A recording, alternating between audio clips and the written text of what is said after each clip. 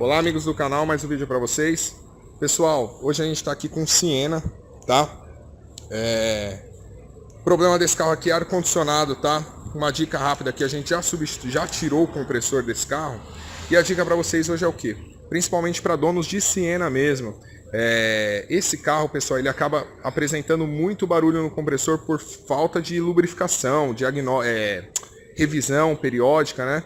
E se você não faz, por esse compressor ele não ser um compressor igual aos outros carros, ele acaba, por falta de lubrificação, se você não faz a manutenção, a viscosidade do óleo, ele acaba perdendo eficiência, gerando esse barulho. E depois que gera esse barulho, pessoal, esse compressor não tem conserto.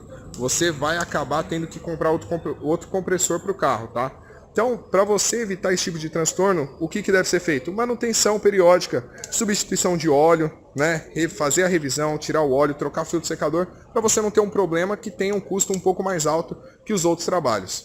Tá certo, pessoal? Então fica essa dica para vocês. Se você tem um carro desse que está começando o barulho agora, corre até a nossa oficina. A gente vai realizar a manutenção para vocês e deixar 100% para você não ter dor de cabeça.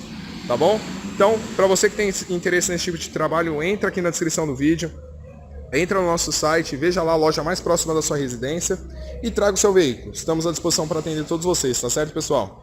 Fica mais esse vídeo aí então, mais essa dica. Para quem gostou, deixa o joinha para ajudar a gente. Se inscreva no canal quem não é inscrito e até o próximo vídeo.